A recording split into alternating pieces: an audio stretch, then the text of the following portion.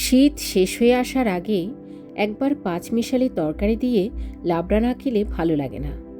এই রান্নাটা একটু ঝামেলার বিদায় নিয়মিত করা সম্ভব হয় না। বাজার ঘুরে ঘুরে প্রথমে সব সবজি জোগাড় করেছি। এই পাঁচমিশালি তরকারিতে সবজিগুলো একটু হিসেব করে কাটতে হয়। আমি বেগুনগুলো একটু বড় বড় করে কেটেছি। এরপরে কাঁচকলাগুলো দেখতে পাচ্ছেন কিভাবে কেটেছি।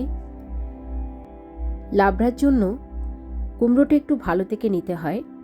এই কুমড়োটা মিষ্টি হবে। আমি দেখে বাজার ঘুরে বেছে নিয়েছি। দেখুন আলুগুলো কিভাবে কেটেছি, ছক করে করে কাটতে হবে। আর লাবড়াতে অবশ্যই এই কলার থোর দেওয়ার চেষ্টা করবেন। আমি সামান্য থোরও জোগাড় করে নিয়েছি।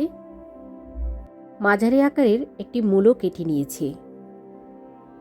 বাজারে দেখলাম মানকচু বিক্রি হচ্ছে, নতুন জিনিস, তাই 2 কেজি কিনে নিয়েছি।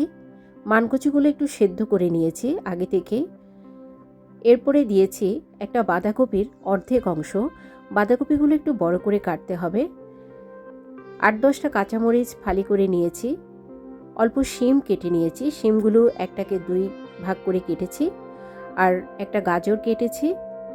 অল্প পেঁপে নিয়ে নিয়েছি, কাঁচা পেঁপে। এরপরে নিয়েছি ফুলকপি। ফুলকপিগুলো একটু বড় করে কাটতে হবে। এতগুলো সবজি জোগাড় করে কেটে ধুয়ে সব প্রস্তুত করতে অনেক সময় খরচ করতে হলো, তো রান্নার জন্য সব কিছু গুছিয়ে নিলাম। লাবড়াতে ভাজা মশলা দিলে স্বাদ দারুণ হয়। আমি এখানে 1 চামচ জিরা, 2 চামচ গোটা ধনিয়া, 2টা শুকনা মরিচ, 4-5টা এলাচ ও 2 টুকরা দারচিনি নিয়ে নিয়েছি। সবগুলো উপকরণ হালকা গরম করে একটু গুঁড়ো করে নেব। এইবার কড়াইতে সরিষার তেল দিয়ে দিচ্ছি। তেল গরম হয়ে আসলে সয়াবিন বড়ি ভেজে নেব হালকা। ডালের বড়ি দিতে পারলে ভালো হতো, আমার কাছে ডালের বড়ি নেই, তাই সয়াবিন বড়ি দিয়েছি। ভাজার আগে বড়িগুলো গরম জলে ভিজিয়ে রেখেছিলাম 10 মিনিট।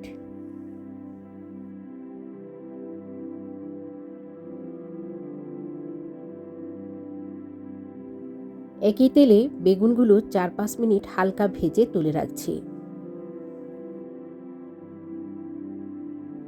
এবার কাঁচকলাগুলো দিয়ে দিচ্ছি। কাঁচকলাগুলো 3 থেকে 4 মিনিট ভেজে নেব।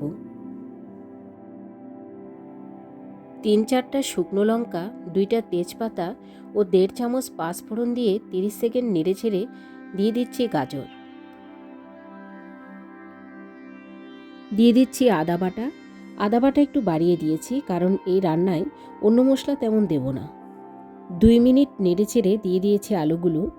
আলুগুলো 3-4 মিনিট ভেজে নিয়ে তারপর থোরগুলো দিয়ে দিব।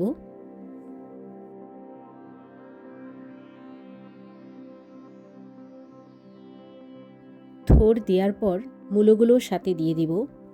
2-3 মিনিট ভেজে নিয়েছি। এবার মিষ্টি কুমড়োগুলো দিয়ে দিচ্ছি। 10-15টা কাঁচামরিচ আগে থেকে বেটে রেখেছিলাম।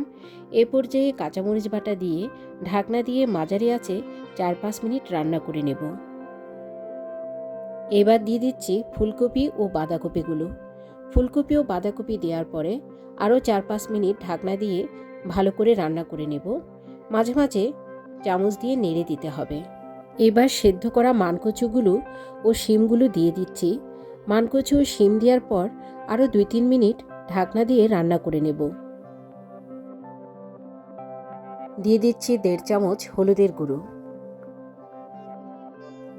1 চামচ শুকনো মরিচের গুঁড়ো,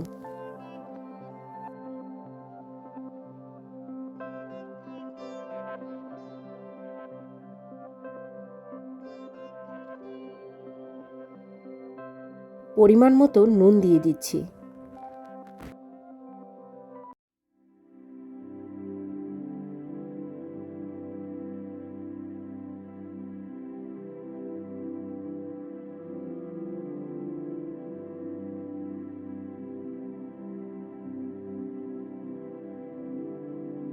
কেটে রাখা পেঁপেগুলো দিয়ে দিচ্ছি। দিয়ে দিচ্ছি ফালি করা কাঁচামরিচগুলো।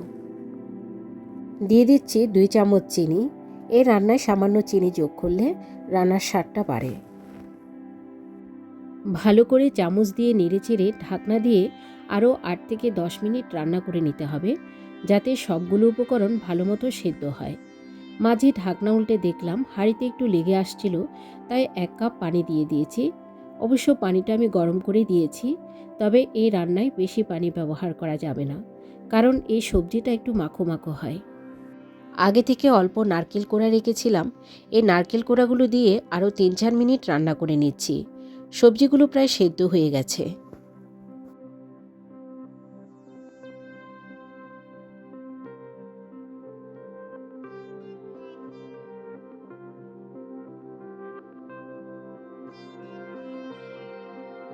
এই পর্যায়ে কেটে রাখা টমেটোগুলো দিয়ে দিচ্ছি। 2 মিনিট পর ভাজা বেগুন ও কাঁচকলাগুলো দিয়ে দিচ্ছি।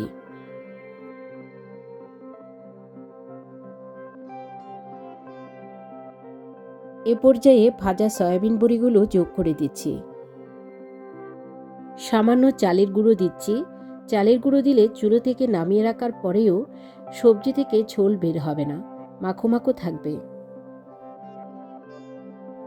2 থেকে 3 মিনিট পর এবার ভাজা মশলা দিয়ে দিচ্ছি 2.5 চামচ। মশলা দেওয়ার সাথে সাথে দারুণ একটা সুগন্ধ চারিদিকে ছড়িয়ে পড়েছে।